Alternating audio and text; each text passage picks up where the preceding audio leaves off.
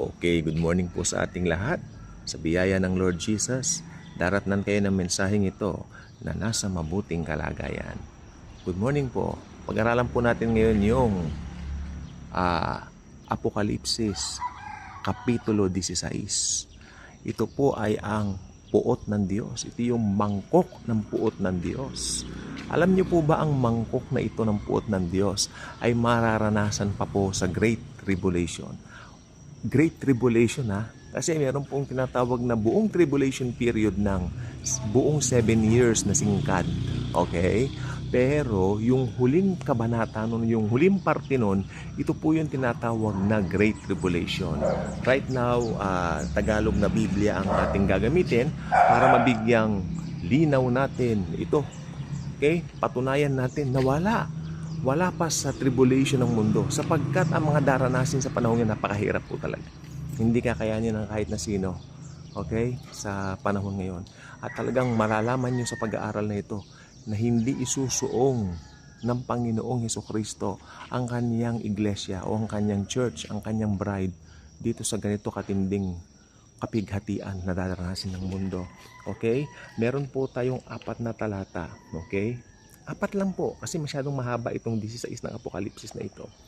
Okay, Apokalipsis 16, basahin natin 8 hanggang 11. So 4 na talata, 8 hanggang 11 ng Apokalipsis 16. May mga Biblia po kayo. Ito Tagalog ang gagamitin natin ngayon. Ayan na. At ibinuhos ng ika-4, siyempre anghel ito. At ibinuhos ng ika-4 na anghel ang kanyang mangkok sa araw. At pinahintulutan itong pasuin ng apoy ang mga tao. Okay, nakakapaso na po ang araw during that time. Nakakapaso na ba ang araw ngayon? Well, hindi pa nila natitikman kung gaano po katindi. Kaya doon sa mga maiiwan, talagang grabe ang daranasin po nila. Nakakapaso ang araw. O ito naman, at napaso ang mga tao sa matinding init. Okay, saan? Sa matinding init. Napaso ang mga tao, sabi ng Biblia. Ngunit kanilang nilait ang pangalan ng Panginoon na may kapangyarihan sa mga salot na ito at hindi sila nagsisi upang luwalhatiin ang Panginoon. Hindi sila nagsisi. So nandoon po yung fried chicken nila. Galit kami, galit na galit. So itong mga tao pong ito ay talagang, pwede ko na sabihin yun, destined for destruction. Destined for hell. Forever. Wala nang pag-asa. Kumbaga ito na yung mga inuubo ko. Hindi naman po, sinasamid lang. Ito po yung mga tumanggap ng tatak ng halimaw, 666. Marami nagtatanong sa akin, paano ba yung 666? Well, ako naniniwala talaga ako, napakalit lang nito na na yes. Alam niyo po ba ngayon, may bago pong cellphone na lalabas po ngayon? Narinig na po ba niyo yung Honor 400 AI. May AI na po roon. So, ibig sabihin, napakaganda po nung cellphone na yun. Gusto ko nga po sanang bumili. Okay. Pero anong gusto ko sabihin po rito? Pa-advance ng pa-advance ang teknolohiya. Pa-advance ng pa-advance ang technology. Okay? So, ako naniniwala po ko, itong tinatawag na microchips, parang mahihigitan pa niyan. Mahihigitan pa yung microchips doon sa ibibigay na tatak ng Antikristo. Mas modern pa roon, mas high-tech pa roon. Hindi ko po alam kung paano.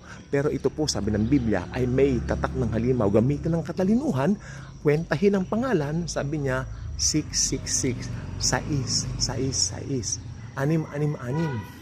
6. Okay? So, yun po yun. Kaya natatakan na itong mga ito, wala ng pag-asa sa gloria ng kalangitan. Wala na talaga. Okay? Tingnan nyo. Nung napaso raw sila nung init, okay, matinding init. Napaso sila dahil sa init ng araw. Okay? Ngunit kanilang nilait ang pangalan ng Panginoon na may kapangyarihan sa mga salot na ito at hindi nila niluwalhati ang Panginoon upang siya luwalhatiin. No. Hindi nila luluwalhatiin ang Panginoon dahil ang mga taong ito ay talagang tinanggap na nila na sila ay maiimpyerno. Kay Satanas na talaga sila, mga taong wala na talaga. May condemning them? No. Dahil ang sinasabi ko po, event sa future. Ito po yung mga mapapahamak. At ang sabi po ng Biblia, mas maluwang ang daan patungong impyerno kaysa daan patungong kalangitan. Totoo po yan. Mas maluwag ang daan papuntang impyerno. Maraming inaalok ngayon ng mundong ito. Pinapakita ang lasap ng impyerno. Impyerno talaga. Impyerno sa lupa kanila ngayon. No, wala pa po. Wala pa pong impyerno sa lupa. Langit pa po ito. Kung tutuusin, kumpara sa tribulation. Kaya huwag kayo nagsasabi na sa tribulation na po tayo. Ang dami ko nakikita mga post. Bakit gano'n? Ba't gusto niyong dumaan sa tribulation? Why? Why? Kristiyano ka. Ba't ayaw mo ng gloria? Ayaw mo ba ng gloria? Anong gusto mo? Hell? Bahala ka na. Di ba? Alam mo ba yung ginawa ni Kristo sa krus? Namatay siya. Binayaran niya ang kasalanan ng mundo. Binayaran niya. Walang tinirang kasalanan. You are righteous in the sight of God. Forever and ever. Hindi mo dadanasin to kung Kristiyano ka. Okay, punta po tayo sa 10. Ibinuhos naman ng ikalima ang kanyang mangkok. Ikalimang anghel, yung nagbuhos. Mangkok. Buti sana kung laman ng mangkok. Sinigang na baboy. Ano pa? Adobong baboy, no? Sinigang na isda. Paksiw na isda. Buti kung gano'n eh. Pero iba, tingnan nyo. Ibinuhos naman ng ikalama na anghel ang kanyang mangkok sa trono. Diretso na to. Makinig mo puti. Ibinuhos naman ng ikalima ang kanyang mangkok sa trono ng halimaw at nagdilim ang kanyang kaharian. So magdidilim pala ang kaharian ng Antikristo. You know what? I saw one movie. Ang galing ng pagkagawa eh. I think this is a Mexican movie or somewhere in the Americas, North South Americas. It was being, ang ganda. Nakikita niyo po itong movie ito, ginagamit po ito sa mga vlogs, no? Maganda yung pelikula, pinanood ko siya na I think 3 oras po siya. Maganda siya. Pinakita roon at nagkaroon sila ng mga sakit-sakit. Para nagkaroon sila ng mga bukol-bukol sa katawan. Pati yung Antikristo mismo doon na nagpo-portray, magaling na nagportray doon eh. So, yes, nagkaroon siya ng mga bukol-bukol. Mangyayari po yan, higit pa po doon. Kasi tignan nyo, ibinuhos naman ng ikalimang anghel ang kanyang mangkok sa trono ng halimaw, ito yung Antikristo, at nagdilim ang kanyang kaharian. Ibig sabihin, dahil sa sobrang hirap at tindi ng nangyari yon, talagang grabe, ang dilim na ng kanyang kaharian. Literal na dilim? I don't think so. Pero ibig sabihin, bagsak at lugmok ang kanyang kaharian. Kinagat pa nga ng mga tao ang kanilang mga dila dahil sa hirap at sakit. Ganito, sobrang sakit. Aray ko, di ba ganon? Naranasan nila yan. O, tignan naman ninyo. Pero, nilait nila ang Diyos, ang Panginoon ng langit, dahil sa kanilang mga hirap at pasakit. At dahil na rin sa kanilang mahapding mga sugat, at hindi nga sila nagsisi sa kanilang mga gawa. Hindi sila nagsisi sa kanilang mga... Wala na talaga. At nakita ko po dito, dahil sa sobrang lakas na rin nung kapangyarihan ng demonyo sa buhay ng mga... Although mas malakas talaga ang Panginoon, pero hindi nga niya tinanggap ang Panginoon. Pero sa buhay ng mga ito, ang lakas na ng power of the devil. Kaya, maski nagkakandahirap-hirap na sila, they keep on cursing God, they keep on cursing Jesus. At sila po ay talagang lumalait sa Panginoon.